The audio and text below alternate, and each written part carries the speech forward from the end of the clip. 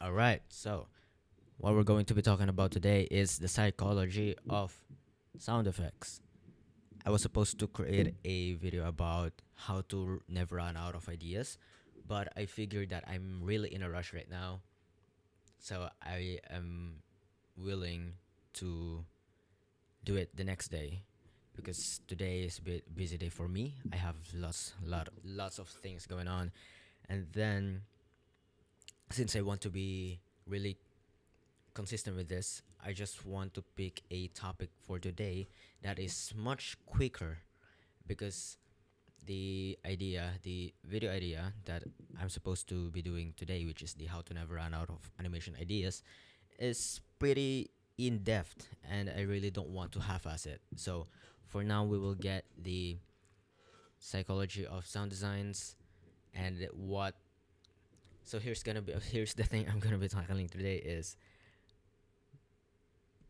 sound design, like the two things, the I completely forgot about this. The two rules of sound design for me, the psychology of music. I think that's only two, and then the other or additional things is I'll be doing it the few days from now. But for tomorrow, expected the next video expected to be the idea about never run out of ideas. But for now, we will talk about the two rules of sound design for me and the music. So, this is the video that I've been talking about in the past few days, like basically just yesterday and then last yesterday. So, the two rules are if the screen is moving, you should use a whoosh sound effect. If the screen suddenly changes or the screen suddenly switch from white into black or red into blue, you should use click. Then another one is I think it should be three is every time a text pop up is you should use click as well. So there's only there basically for basic sound design for me is there's only two foundational sound effect. It is the whoosh and the clicks. That's all you need. And how can you get the sound effects? I have the folder that I specifically use in the description. But if you want a library, it's either sound effects from Epidemic Sounds or Artlist. But I use Epidemic Sound the most rather than Artlist, but I'm planning to switch soon. So I think that's you should use as well. It's only like $5. So let's say for example you're already making money off video editing. Why not just invest in something that will make your life easier, right? But don't you worry, I got it. I got you on this one. It's down in the link in the description. Go check it out, brother. So I've applied these two rules. Let's mute this sound, this music first. While most create Wait, it's not. Okay, my bad, boys. I think it's not connected. Give me a sec. Okay, I'm back. Okay, let's do it. Let's make my screen a little bit small and then boom. Okay. Mm, creators try to chase can you hear it? going Okay, viral, it can pick up. So I've said earlier that this if the screen is moving, you should use whoosh. If the screen suddenly changes, you should use clicks. And then if the text suddenly appears, you should use text. No, click as well. So as you can while see, most I've applied this in this video right here. The screen moved, you hear a whoosh effect. Screen move, then screen move, another whoosh effect. Boom, another whoosh effect. Movement, whoosh effect again. Movement, whoosh effect again, and then next is the text popping up. I use clicks. Okay. Boom, another whoosh, whoosh. And then I did not push any whoosh in here because it doesn't sit right with me. So I'm going to recreate this. Um, the basically how you position the whoosh sound effect is in the middle of the scene changes. So this is scene 1, this is scene 2. So in the middle of it, you put the highest sound. This is the whoosh, right? the highest sound. This is the part of the where the whoosh has its highest. So you should put that in the middle, and then if it doesn't sound right for you, you should just, I mean, not you should just, but you really should to adjust it according to whatever your judgment. Because sometimes I see people, I see editors all the time, which is do sometimes it's a bit off like this. It's a bit off, right? For me at least. And then sometimes the whoosh is a little bit early, sometimes it's a little bit late. So my strategy for that is whenever the scene changes in the middle of it, this one is the middle, you put the middle part of the whoosh as well in there, and then you adjust it based on your judgment. Okay, this part right here is a bit okay for me, but I think I should make it a bit early. There we go. Whoosh again, then whoosh again, and then clicks. So that's it. That's the whoosh part, and then the clicks part on the text animation. Next is the sudden change of scenes. I think, do I have it in here?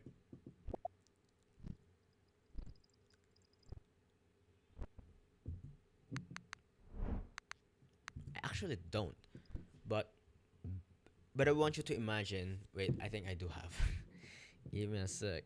Let me find it for you. Client works, Melvdam, C3. Let's try this.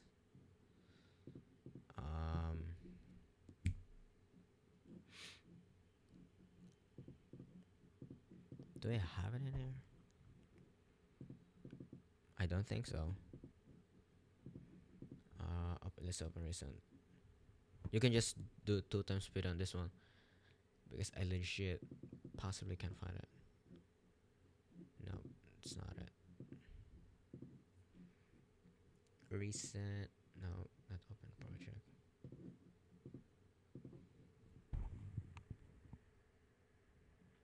Actually, I don't. Okay, I don't have, but we can just watch a video that I made in the past, which is this one. Everybody that tells you the top closers don't get nervous or straight up lying to your face. I still shake a bit before $1,000,000 calls. When I first started selling, nerves used to crush me. This Shaky one. voice, over talking, Clicking, whoosh. close. I thought being nervous meant Then I did not push any I whoosh wasn't there. cut out Oh, for why did I sales. not? Here's the Okay. truth. Nerves don't go away. Okay.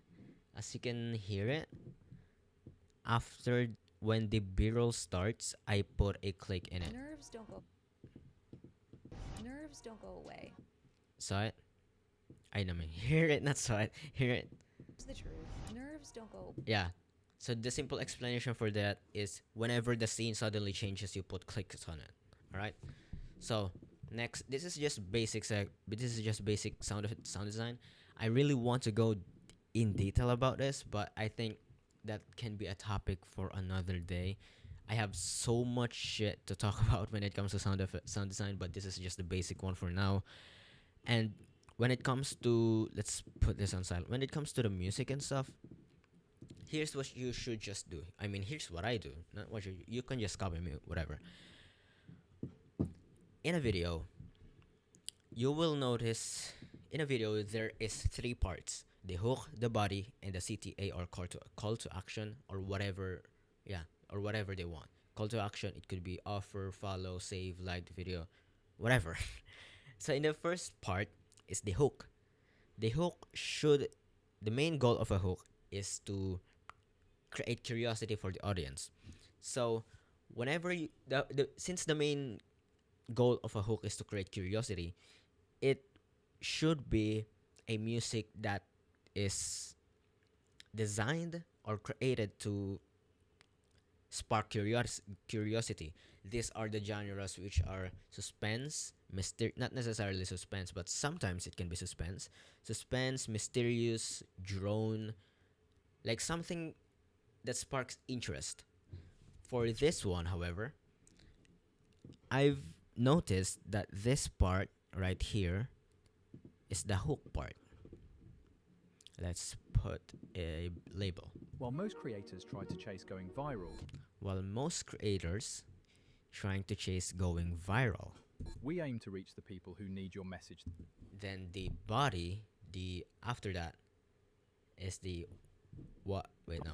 Viral. We aim to reach the people who need your message. We aim to reach people who aim to reach the most. But you get the idea that the first few seconds of the video is the hook. For me, at least, it should not be more than 5 seconds. The hook part is the first 0 to possibly 5 seconds. If the video is 60 seconds, possibly could stretch more into 10 seconds. But when you're editing, you should pay attention to the script itself and identify where the hook part is. It's basically if the start of the video is trying to create curiosity for the viewers, or if it's trying to create curiosity for you as well, you should put a mysterious curiosity sparking music in that part. For me, I used this music. While most creators try to chase going, This is Blue by Aleb. I have no idea. No, it's Caleb Arredondo. Feeling Blue. If you're like Instagram user, a lot of people uses this. while most creators try to chase going viral, we aim to And then after you've finished, after the hook just finished, you put a riser for it, because after the riser is after the hook. After the hook, that's where the body starts in, which is the part where the answer is being covered. So the hook is simply the creating curiosity, which is creating questions for the viewers, which is this while part most creators try saying while most creators trying to go viral. That is a hook right there. And then the answer to that part is their we aim to advertisement. reach the We aim to reach people who need your message the most. That part is the whole answer for the entirety of the video. After the hook part, it is crucial to put a riser after it, because what riser does is it increases curiosity again, because this is another psychology that it is signaling to the mind that something is coming. And in this video, it is the body, which is the answer. So the hook creates the questions, creates the curiosity, the body answers that questions. Get it? And then the riser part is is a tool for the viewers to keep on watching, because they are hearing something that something big is about to happen. And that is the main goal of risers. Alright? So after that, after the curiosity music, the music that sparks questions or creates questions for the viewers, after that, you put a music that is upbeat, which signaling to the brain that the answer is being given already. Alright?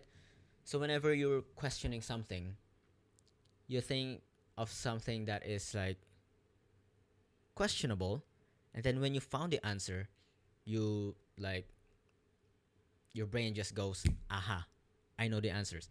And then the music determines how strong that is. I don't know if you can get it, Well, most but to put it simple as fuck, to put it simple as hell, the hook creates the question, the body answers the question, and then the music in the hook sparks more curiosity, and then the music, and then the music in the body amplifies the answer from that question. Okay, I cannot exactly articulate it, but the main goal of background music is to amplify what you're feeling in the scene. So if the scene is really sad, by putting a sad music in it, it will make it even more fucking sad. So the music is basically just an amplifier for everything. So if you want the audience to feel energized during an energetic video, you should put an energetic videos. That is the main goal of music, is to it's to simply amplify the emotions that this scene is showing. All right? So by this part, since the body is telling all the answers, it should be an upbeat music because you're basically giving them the reward already, which is the answer. Get it? So this part right here, I used called Thank You instrumental by Tyler the Creator. Most people uses this as well. Also, this is another tip that if you're on IG, TikTok Reels, TikTok or Shorts, you should use the most or popular tracks that other creators use, and that would benefit the creator you're editing to as well. You should not use anything. Well, I guess you can, but it would be much more effective if you use a popular tracks. Okay, While most creators try to chase Curiosity. going viral, we the writers telling the audience that something big is coming, if it's just 2 seconds, 1 second, or even just less than 1 second, it will still help because you already know people have a goldfish attention span. So even just 2 seconds, 2 seconds of focus is not enough. Okay, we aim to reach the people who need the your answer? message the most. Because likes isn't what gets people to buy, trust does. And the entrepreneurs scaling in 2026 aren't and posting that is pretty more. much it. This is just based on my experience that on every reel there's only two parts or three parts, maybe.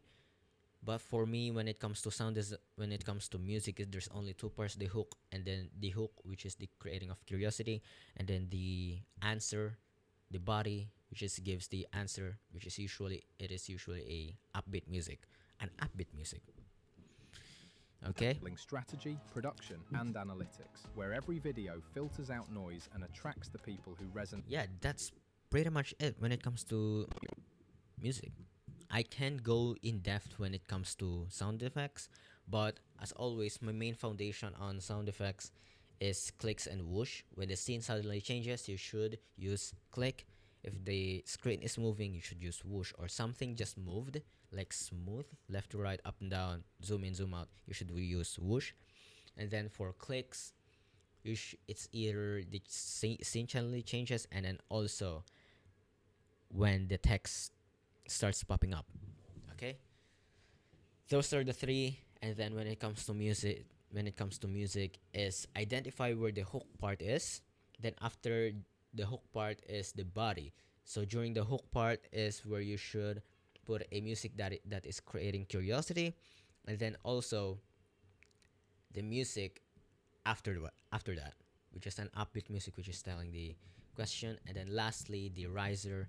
The role of the riser is to keep the audience watching because they are noticing that something big is coming from the riser, basically.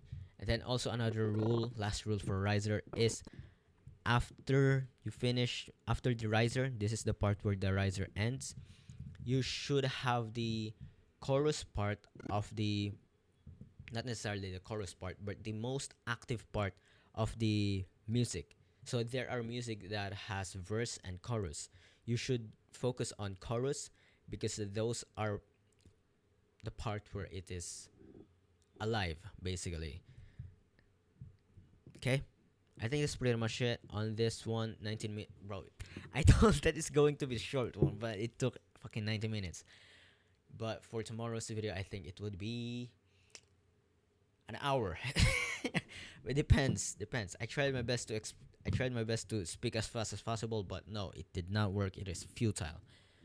And it's 1 p.m. and I'm fucking late.